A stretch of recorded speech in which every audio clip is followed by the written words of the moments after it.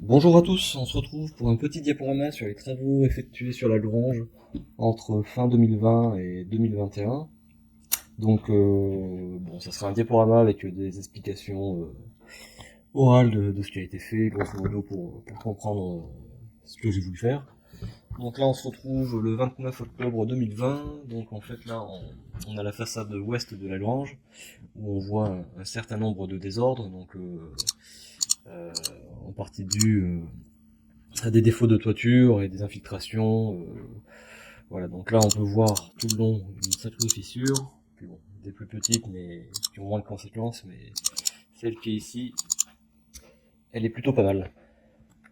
Là on la voit d'un peu plus près, donc finalement en haut on voit le décalage qui s'est créé, donc j'ai mesuré, en gros il doit y avoir à peu près 10 centimètres de faux aplomb entre cet angle qui est bon et cette façade qui commence à sortir. A priori, ça fait déjà un paquet d'années que c'est comme ça, enfin, ça se chiffre en dizaines d'années, donc ça tient, mais personnellement, ça m'emballe pas trop, donc bon, ça sera résolu un peu plus tard, mais bon, j'ai commencé à consolider un petit peu l'ensemble pendant ces travaux.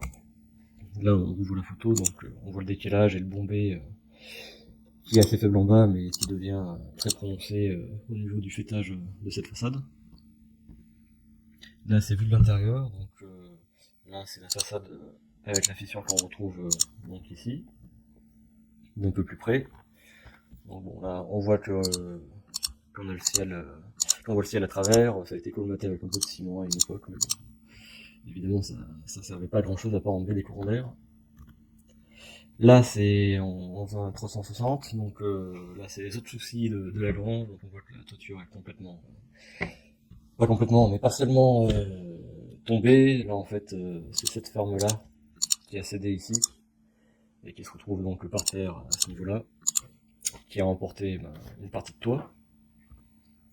Là, c'est vu de dehors, donc la façade qui penche, elle est de l'autre côté de cet hall. Là, c'est le trou. Donc là, on est le 29 octobre toujours. Ça, c'est l'intérieur en dessous.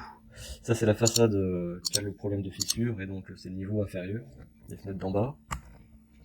Là, finalement, je creuse un emplacement pour une puis deux poteaux. Donc un ou deux poteaux qui vont venir et en fait qui vont soutenir la poutre qui est ici, car je veux déplacer les deux poteaux bois qui sont là. Et également, dans l'idée, on les verra plus tard, mais je voudrais soutenir les deux fermes qui entourent à l'étage supérieur, celle qui est tombée. Voilà. Bon, on reviendra dessus plus tard. Donc là, ça c'est le 14 novembre.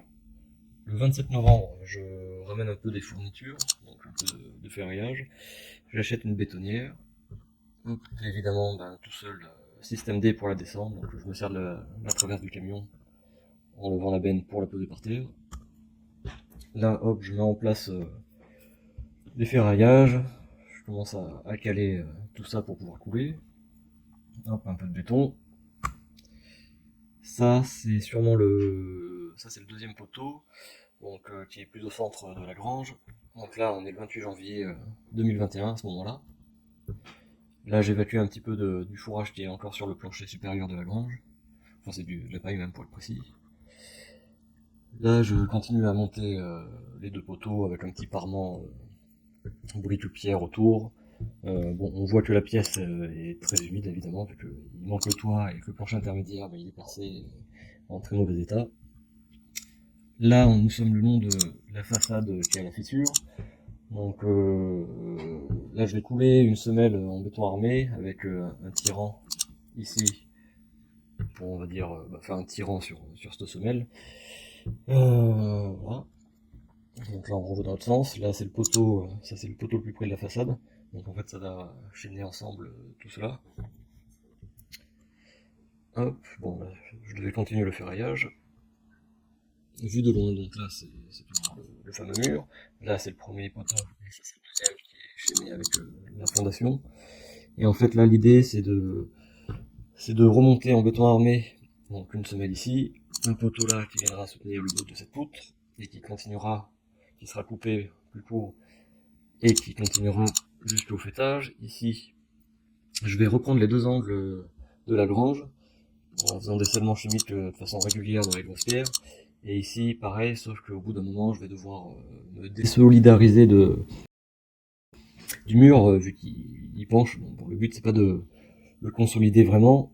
Enfin, en tout cas, je consolide les parties saines, mais je veux pas reprendre la partie qui penche, parce que dans l'idée, le but est de la démonter un jour, pour remonter proprement, et peut-être en modifiant enfin, certainement d'ailleurs, en modifiant les quatre ouvertures qui se trouvent sur cette façade. Donc là, c'est toujours le ferraillage qui... Bon, il n'y a pas de bureau d'études, je vous préviens, c'est fait au jugé, mais bon, l'essentiel, c'est que ça tienne. Là, c'est l'angle avec la grande semelle qui est ici, et le petit retour pour chaîner les deux angles de la grange. Donc là, c'est le ferrage qui continue. Tac, là aussi. Là, c'est le début du béton. Doucement mais sûrement. Là, on voit, j'ai acheté une petite aiguille vibrante, ce qui aide assez bien quand même à mettre en place le béton, et surtout dans les coffrages qui vont suivre après. Donc là, j'ai coulé la semelle, on est le 30 avril 2021, et je commence à monter le ferraillage d'un des angles. Là, c'est le coffrage qui commence également. Ça, c'est le poteau du centre, et ça, c'est le deuxième coffrage. Donc celui de droite, au niveau de la fissure, là on voit que ça commence déjà à se décaler. Donc bon, là ça continue, on est le 30 avril toujours.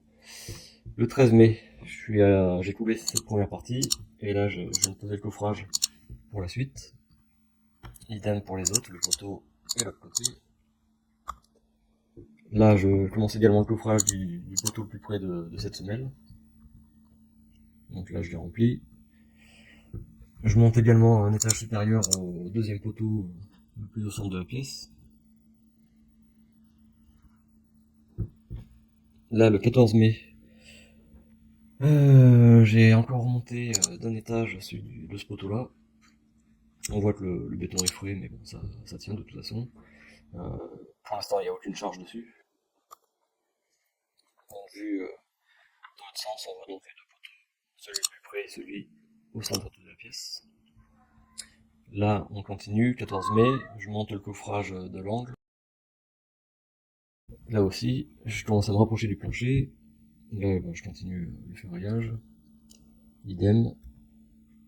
Voilà, bon, je m'approche de la poutre. On continue, ça monte, ça monte. Alors, le 24 mai. Retour sur chantier. Donc là, comme j'arrive près du plancher intermédiaire, il me faut enlever cette solive. Donc on voit, c'est vraiment du bois local. Il est pas droit, mais bon, il a été déligné. Bon, ça faisait bien le job. Aujourd'hui, évidemment, entre les intempéries et le temps passé, c'est plus aussi droit qu'avant, mais bon, c'était quand même je trouve du travail assez sympa. Et je vais voir pour conserver autant que possible des choses, parce que c'est un cachet qui est dur à reproduire aujourd'hui. Donc là, hop, j'ai coupé un bout et je l'ai sorti. Il reste le petit bout à déloger qui était bien coincé parce que pas droit. Là, je commence à faire passer mon ferraillage donc à travers l'espace que j'ai créé. Là, c'est pour pouvoir couler finalement le futur appui. Donc, je vous cacherai pas que quand j'ai coupé ce petit morceau pour avoir la place de passer le béton armé, je brillais pas forcément parce que je savais pas trop si ça tenait ou pas ce mur qui penche. Bon, finalement, ça s'est bien passé, heureusement. Donc là, c'est le ferrage qui continue, dans le linteau intermédiaire. Petite vue depuis le toit sur la forêt, on voit les gros désordres du toit. Et là-bas aussi, il y a un trou. Dans la façade, enfin dans la toiture, je veux dire. Là, c'est vu de l'autre côté. Hop, là, j'ai coffré. Donc l'appui de la poutre et la suite. Là, ça monte aussi. Ça, c'est un des angles. Là, c'est le coffrage du linteau qui est en place. Les étés, ça va pas tomber.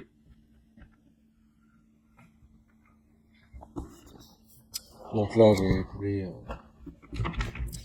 j'ai commencé à couler le linteau. Donc là, voilà. En fait, ça, c'est ces deux sapins que j'ai coupés dans le cadre de mon travail. Et en fait, je voudrais les poser sur le niveau supérieur de la grange, les poser sur les deux poteaux béton que je suis en train de monter. Et l'idée, c'est de soutenir les deux fermes qui encadrent celles qui étaient tombées. Car bon, je veux conserver les fermes d'époque, sauf que bon, elles ont quand même un certain temps. Je préfère quand même doubler la sécurité et finalement ça fait 2 points un peu intermédiaires sur la longueur de la longe et qui fait que ça ne bougera plus. Enfin, en tout cas, ça ne pourra pas bouger. Donc pour l'instant, je les ai fait rouler avec j'ai 3 rondins ronds que je mettais au sol pour les faire rouler. Donc je les ai mis sous la tour pour être à l'abri des intempéries en attendant de m'en occuper. Donc ça, c'était le 25 et là, on est le 26 juin 2021. Donc on voit que l'année est déjà bien entamée. Je monte sur le chantier autant que possible, mais bon, je peux pas non plus faire des miracles en termes de disponibilité et tout seul malgré tout, c'est assez long. Donc bon, je garde à la fois pour arriver à refaire le toit dans l'année, parce que bon, c'est sûr que la pluie qui tombe dedans depuis un petit moment, on va dire que ça améliore pas l'état du bâtiment. Donc là, hop, ça c'est le linteau qui est fait.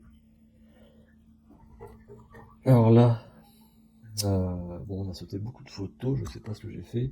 Bref, bon, j'ai continué, on voit sur un côté. Bon, ça c'est la même chose que précédemment. Et là, le poteau, c'est la suite dessus en dessous. On peut voir que j'ai fait avec des madriers un échafaudage, donc avec un niveau puis un deuxième, pour pouvoir travailler et couler. Donc là, j'ai commencé à disposer, on va dire, le fond de ma poutre. Donc bon, il est qu'un été, mais en fait c'est juste pour pouvoir tenir le bois et commencer l'armature. Après j'ai rajouté des étés supplémentaires. Voilà, donc là j'ai fait aussi l'autre côté. Comme ça je vais pouvoir faire l'armature. Là on voit l'angle qui est monté également. Hop. Donc là c'est le 22 juillet. Là le 22 juillet j'ai commencé l'armature des deux poutres le long des rampants. Là c'est les cadres que j'ai pliés. Hop, là je les mets tous. Puis après je commence à les répartir. Le lendemain, le 23 juillet, je suis monté sur le toit pour en fait commencer à, je reviens sur la photo du 23, commencer à découvrir le bout du toit pour pouvoir couler le béton. Donc là, hop, on a enlevé les tuiles, il y a la voulige. Là, c'est en bas du rampant. Ça, c'est le dessus d'un des angles qui monte de bas en haut. Voilà, là, donc on le voit par-dessous. Le deuxième. Parallèlement à ça, j'ai commencé à monter enfin même 4 poteaux qui viendront tenir mes 2 triangles que je vais faire à la place de la ferme qui s'est effondrée. Donc là finalement ça c'est un des poteaux qui tenait donc une des fermes, donc celle qui est tombée. Et là ça c'est le côté que j'ai attaqué après. J'ai monté 2 poteaux qu'on verra après, hop, qui font ça à peu près, qui prennent des pierres ici, et qui tiendra mon triangle ici, qui vient remplacer la ferme qui est cassée. Donc bon, on comprendra ça un peu mieux sur les photos qui suivent. Donc le 29 juillet, retour sur chantier, je continue le coffrage, le ferraillage doit être fini. Donc là, je commence à monter les bords. Ici, on voit bien ce que je vous disais tout à l'heure, là j'ai une petite filetée qui tient simplement le coffrage pour pas que ça tombe vers l'intérieur, pour le bloquer, mais on voit que je touche plus du tout le mur qui penche. Comme le but n'est pas de le conserver ainsi, mais de refaire. Là, on voit le côté gauche. Voilà, donc là j'ai coulé. Hop, donc là, je rebâche pour protéger. Donc là, on était le 31 juillet quand j'ai coulé ça. Le 5 août, je suis allé récupérer les pannes pour le toit. Donc en fait, je garde les charpentes, les fermes qui sont en place, mais j'enlève tout le reste, voulige, panne, parce que bon, tout est foutu, on va dire, simplement. Donc là, j'ai tout déchargé dans la grange, mis sur palette, un peu abrité. Ça, c'est les chevrons et les lithos que j'ai déchargés dans une autre pièce. Là, donc voilà, ça, c'est les triangles dont je parlais avant. Là, je commence à mettre un peu en place des ferrailles pour voir un peu ce que ça donne. Donc là, c'est le haut des deux poteaux intérieurs qui me tiennent finalement l'aplomb de ce triangle. Là, le deuxième sera ici. On voit qu'il y a c'est un peu le chantier avec tout ce qui est tombé. Je suis un peu dans l'urgence, donc j'ai pas vraiment le temps de nettoyer. Enfin, j'enlève l'essentiel pour pouvoir travailler, mais j'ai pas le temps de faire plus. Donc ça, c'est un des poteaux qui tient les triangles. Là, c'est ceux qui vont arriver. Je mets en place des choses pour pouvoir marcher parce que là, sinon je tombe tout simplement. Hop, là, j'ai commencé à coffrer et à courir ceux d'en face. Donc ça, c'est la façade nord, et de l'autre côté, c'est la façade sud. Donc là, la façade sud.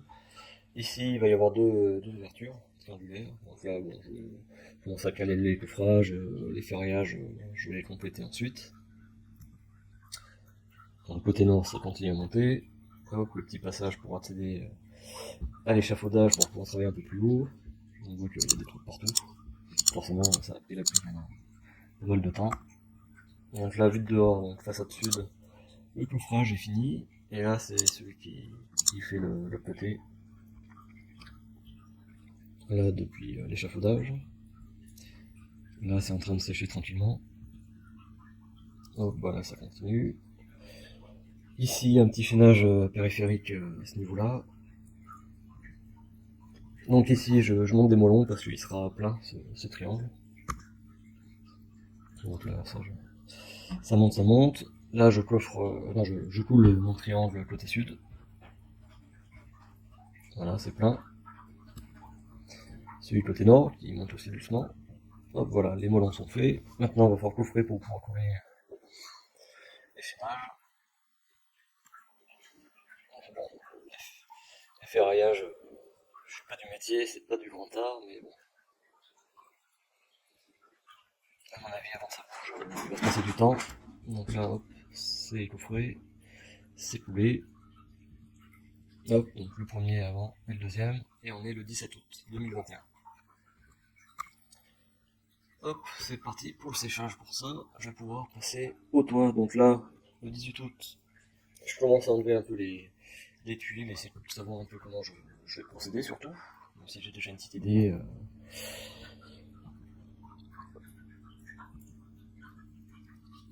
À la bombe, on voit quelques traits. En fait, je repère les pannes qui sont dessous. Elles sont quand même espacées d'1,50 m. Et bon, vu l'état du toit, j'essaie quand même de faire gaffe où je marche parce que la volige, elle a vécu, on va dire.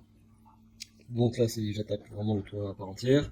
Donc ça, c'est une des pannes fêtières. On voit que j'ai délardé à l'acier circulaire un des côtés, parce qu'en fait, étant tout seul, on va le voir par la suite. Hop, ça, c'est les autres, elles sont toutes prêtes. En fait, bah, je les monte tout seul, je les assemble tout seul, je les espace tout seul, et donc je les fais deux par deux, parce que une pièce, c'était tout simplement impossible de les monter tout seul. C'était déjà assez compliqué pour moi. Donc là, il y a pas mal de calages parce que les fermes, évidemment, elles sont plus du tout alignées. Donc voilà, on voit les premières pannes. Là, j'ai pas mal avancé, donc j'ai découvert tout un pan de toit et j'ai quand même commencé à disposer des nouvelles pannes intermédiaires avec beaucoup de calage. Et celle-ci donc repose sur le béton armé que j'ai fait en bout de mur et plus sur le. Et en fait, elle pose pas sur le mur en pierre qui a pris du penchant. Donc là, on voit le toit un peu plus loin. Hop, j'ai commencé à poser quelques chevrons, je regarde ce que ça donne. Un peu plus près. Encore un peu plus près. Là, bah, j'ai découvert, j'ai enlevé la volige de l'autre côté nord. Donc là, j'ai posé ma première panne en bas de toit et je tire un cordeau entre la panne fêtière et cette panne. Comme ça me permet de disposer à la bonne hauteur les intermédiaires. Voilà, ça avance. Là, c'est les clous utilisés. Donc là, je commence à poser quelques chevrons pour voir également ce que ça donne de l'autre côté. Voilà, vu de notre point de vue. Là maintenant je vais commencer à disposer les pannes. Alors j'ai pas les bons termes techniques, mais bon, les pannes qui serviront à faire les deux triangles qui se font face. Donc à l'aide d'une corde, et on renvoie sur la panne fêtière. Vous voyez, là, je pose un côté la panne sur l'échafaudage, je mets un serre-joint pour pas que ça puisse s'échapper de l'échafaudage et je tire la corde simplement.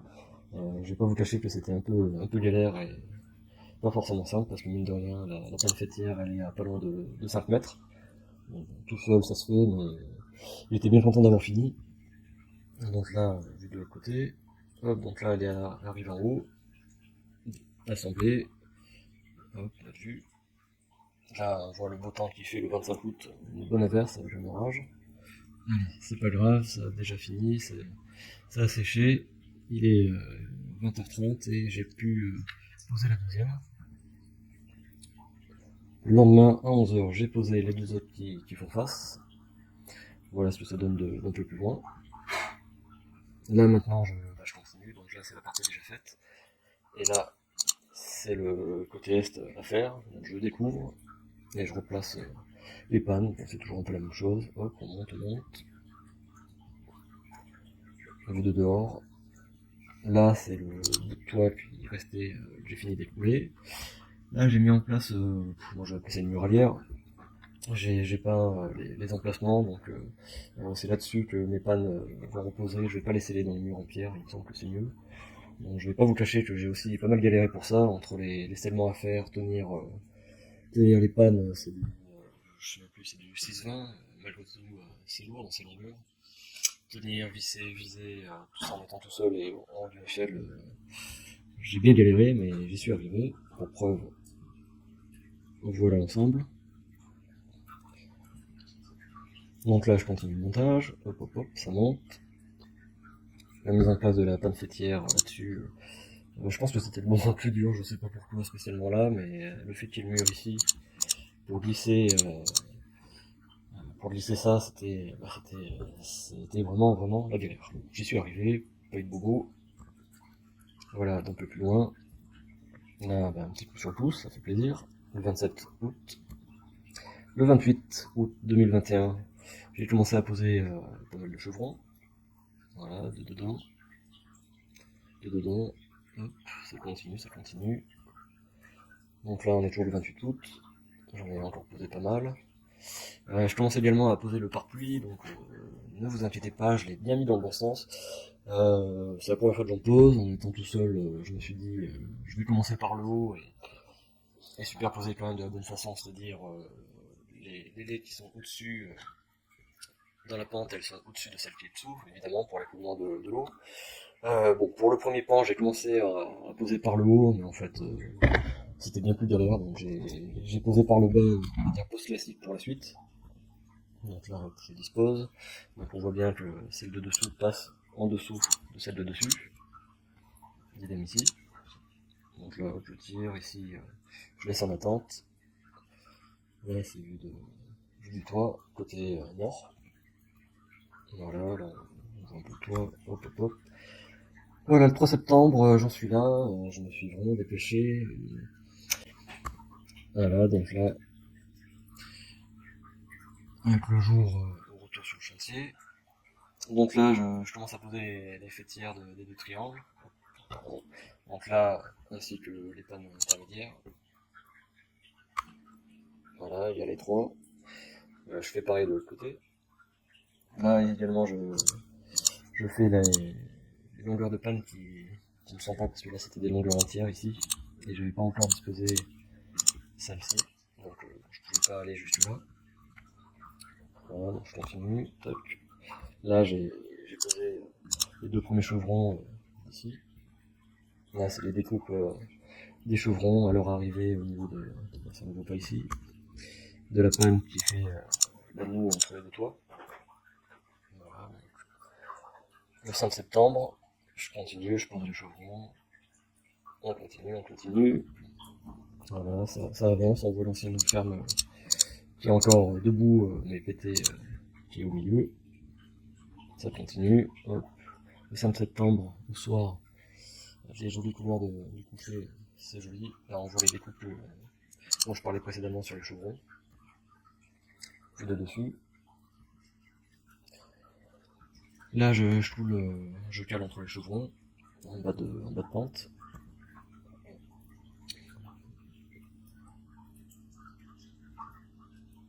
Là, j'ai acheté des feuilles de zinc. Je me suis acheté une petite plieuse manuelle.